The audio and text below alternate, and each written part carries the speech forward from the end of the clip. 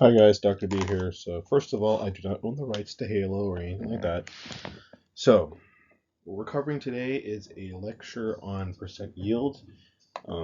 Most likely you did the lab where you did stoic with the steel wool, but then I also asked you to determine the percent yield. So we're gonna go into that, get into it, I'm sorry, and we're gonna see what it's all about, what it means, and how you determine it.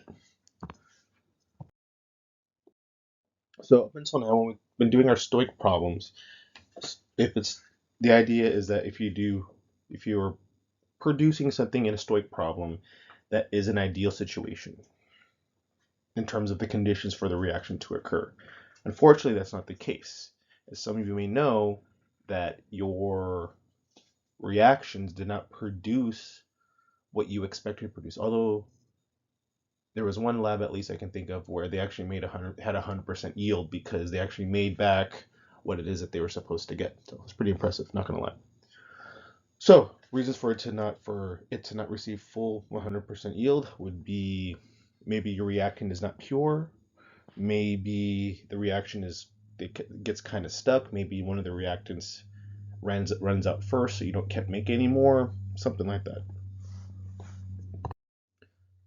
So to find the percent yield, it's going to be a number with a percent, so like 50% or 75%. So let's just make our percents to the nearest whole number whenever we're going to just calculate this. Just make it easy on everybody. So the formula is going to be the actual yield divided by the theoretical yield times 100. So the theoretical yield, it is what you're expected to get. You calculate this by doing stoichiometry. The actual yield is what they say is produced in the problem. So you may see a question where this reaction goes and this is produced. That is the actual yield. The theoretical yield is going to be the one you do through normal stoichiometry. So a simple example, let's say there's a student named Daniel. They collect 5 grams of product and they should have collected 5.70 grams according to their stoichiometry. What is the percent yield? Oh, yeah, ignore this part about the two numbers after the decimal. So just do your nearest whole number. It's fine. So it'll be 5.00 divided by 5.7 times 100. And you show this part at least, okay? What you're dividing and multiplying, etc. So 5 divided by 5.7 times 100. I end up with 88%. So that means that Daniel produced 88% of what he was supposed to theoretically get. So an actual chemistry example. So what is the percent yield of the following reaction if 60 grams of calcium carbonate is heated to produce 15 grams of calcium oxide? So what you need to do, if you're determining the percent yield, this is one of my knowns. This is what I am producing. I am producing this. This will be my actual yield. I'm going to convert this known to grams of CaO for this particular problem. Okay? So we are going to balance this. To make it clear and understandable, let's just put a decimal after the 60 to make it 2 sig figs for the stoic and all that. So let's balance this really quick. We have Ca, we have a C, a C, we have 3 O's, 1, 2, 3 O's, so this is all 1, 1, 1, luckily for us. So if my reaction is, so if I have my reactant, calcium carbonate, I'm heating it, and in the end, I'm going to produce 15 grams of calcium oxide. So this phrase right here, produce this is my actual yield. This right here is going to be my known, and I have to convert it to the calcium oxide in the problem because that's what I produced. So first I'm going to do the stoic. So 60 grams of CaCO3. Okay, so if we're doing grams to grams, remember that grams to grams in stoichiometry is a total of 4 reactions, or 4 steps, if you will. Okay, so let's set that up.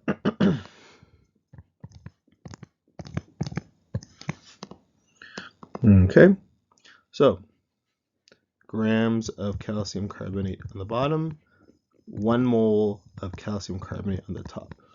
So the molar mass of calcium carbonate, it's going to be 40.08 for calcium plus 12.01 plus 3 times 16. I'm going to end up with 100.09 grams of calcium carbonate. So right now on my units is moles of calcium carbonate. I need to convert that somehow to grams of CaO in the end. But I can't do that yet. So I need to use the mole to mole ratio to change it. So I'm going to drop my moles of calcium carbonate here. I'm going to put that down right here. So this becomes moles of calcium carbonate. I want to switch to calcium oxide. So this is going to be moles of calcium oxide. And remember that in our mole to mole ratio, we use our coefficients for balanced reactions. They're both 1 and 1, luckily. So this unit right here, I'm going to highlight it, underline a different color. It's going to go right down here.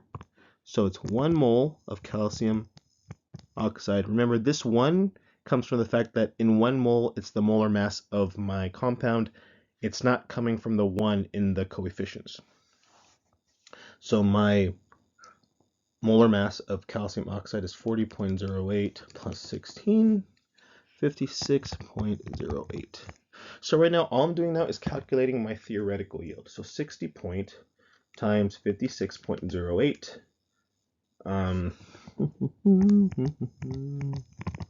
Divided by 100.09. This is going to equal 33.6. So I said 2 sig figs from there. So this is going to be 34 grams of calcium oxide. So this right here, all I calculated was my theoretical yield. Now I'm going to take my actual yield. So my percent yield equals my actual yield over my theoretical times 100. So 15 divided by 34 times 100 will give me my theoretical yield, or my percent yield. So 15 divided by 34 times 100 is 44%. That means that this person, in their reaction, they only produce 44% of what they were expected to get. For the unbalanced strike, blah, blah, blah, blah, blah. All right, so if this reaction of 0.112 grams of H2 produces 0.745 grams of water, what is the percent yield? All right, so we have to think. I am producing this, so this will be my actual yield. I'm going to start off with this and make grams of H2O, and this will give me my theoretical yield. So first we got to balance. So we have 4 O's here, we have 3 FEs, we got a lot to work with. So I'm going to put 3 here for now because that makes it easy.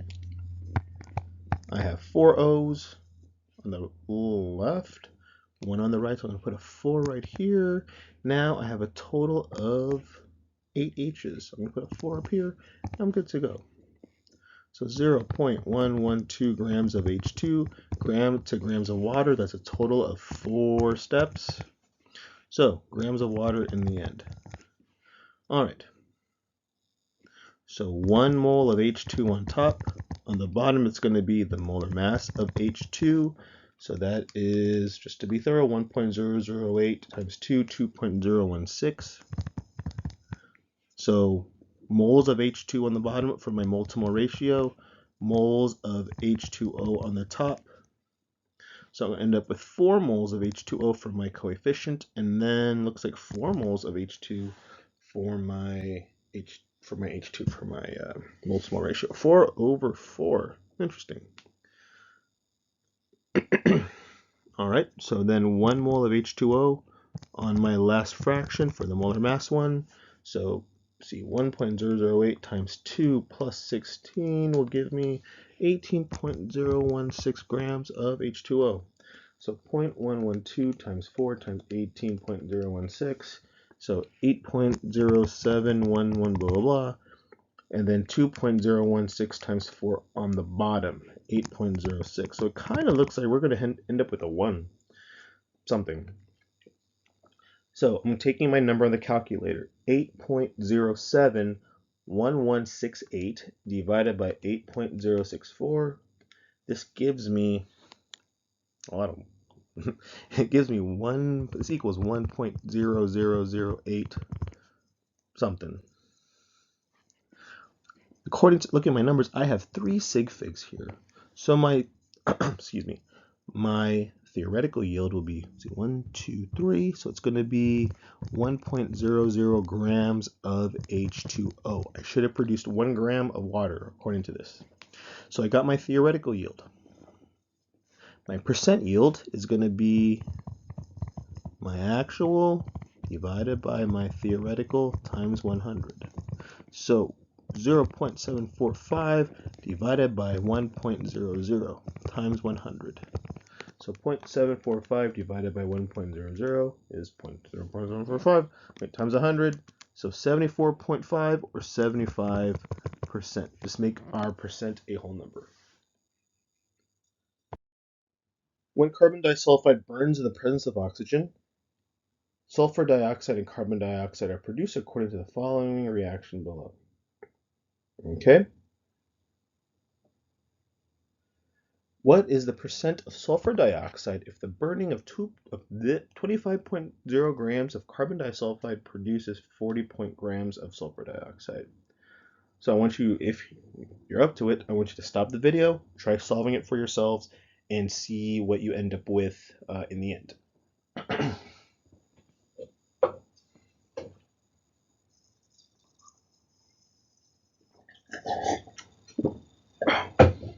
Excuse me. All right. So first we got to balance. We have CS2O2, CO2. The C's are balanced for now, but the S's are not, so I'm going to put a 2 in front of here. Now this changes my oxygens on the product side. I have a total of 2 times 2, so 4 plus 2 is 6. I'm going to put a 3 over here. I think 1 and 1, and I should be balanced. Please correct me if I'm wrong. Okay, cool. That sounds good. All right, so the burning of this produces this. So this should be my actual yield. This is what I'm going to use to determine my theoretical yield through stoichiometry, the 25 grams. So 25.0 grams of carbon disulfide. So remember, all of these, if you notice that all the problems we've done so far are just grams to grams the whole time. So that means that most likely you should know that you're going to do 4 steps. And if you're unsure on how to do it, you need to figure it out. 1 mole looks more like cesium. CS2. I got 12.01 plus 2 times 32.06 grams, so 76.13 grams of CS2. Converting all the way to grams of SO2. 1 mole of SO2 on the bottom. Okay. So this is my mole to mole ratio. I have moles of CS2. On the top, I'll have moles of SO2. Okay. So I have 2 moles of SO2 on the top, 1 mole of CS2 on the bottom. Okay. So moles of, right now I'm in moles of SO2. I want to convert to grams of SO2. So what I need to do is figure out what is the molar mass for sulfur dioxide. So 32.06 plus 16 times 2.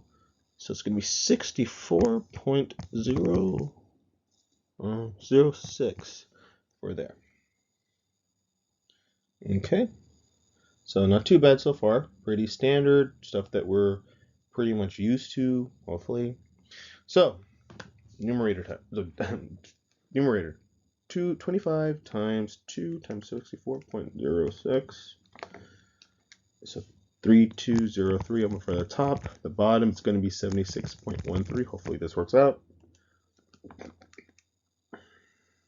So I end up here My theoretical yield that I got was 42.07 something. If you notice all my numbers I'm plugging in right here, I have 3 sig figs, so this one should be 3 sig figs. 42.1 grams of SO2. This is what is this again? This is my theoretical yield. So to get the percent yield, give myself some space up here.